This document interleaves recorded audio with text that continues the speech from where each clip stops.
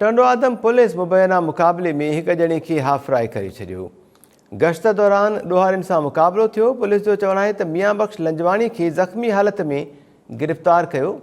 गिरफ़्तार जवाबदार ॾोही सरगर्मियुनि में मुलविज़ आहे। संदसि 3 साथी फ़रार थी विया आहिनि। टंडो आदम पुलिस मुबैना मुक़ाबले में एक ॼणे खे हाफ़राए करे छॾियो आहे। पुलिस जो चवणु आहे त गश्त दौरान ॾोहारियुनि सां मुक़ाबलो थियो।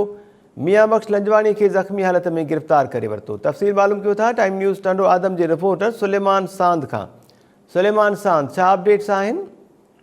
जी महताब, टंडो आदम बी सेक्शन पुलिस मुबैना पुलिस मुक़ाबले में एक ॼणे खे जेको छो हाफ़राई करे छॾियो आहे।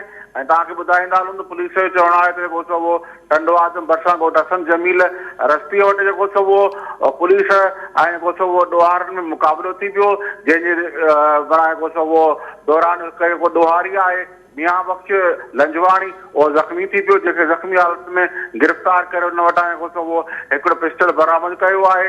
इन दौरान जा 3 साथी फ़रार थी विया आहिनि। ज़ख़्मी जवाबदार खे तहलके अस्पताल में तिबी इमदाद ॾिनी वई। जी सुलेमान सांद, महिरबानी अपडेट करण जे लाइ।